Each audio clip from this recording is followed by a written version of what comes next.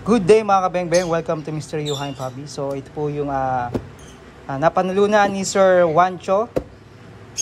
Yan, so ito po yung napili niya, pang 111 raffle, number 50, lucky number, no? So ito po yung napili niya, WE M92 Barretta color silver. Yan, so may previous po yan ng mug. Yan, pa-subscribe na rin po yung ating Facebook and YouTube channel. So ito po yung kanyang unit. Yan, so may manual. And then, pre-sticker. Napaka-solid. So, magazine capacity 24 plus 1, 25 rounds. Magazine capacity. Complete markings. Non-slip grip. Ayan.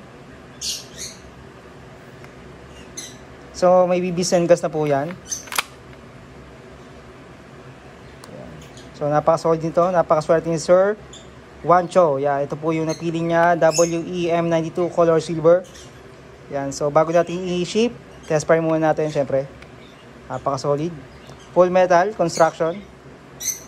So may bibis and gas, nakasa na po yan. So yan po yung mga safety. Yan, so pagka binaba to, baba natin. Hindi yan ano. Yan yung pinaka-safety niya. So nakakasa na po yan, nakakak na po yan. So taas natin to. Yan, ready to fire na po yan. So always trigger finger out, toy only. Ito na po Sir Juancho, ang inyong unit. Yan, congratulations po. Yan, test for natin.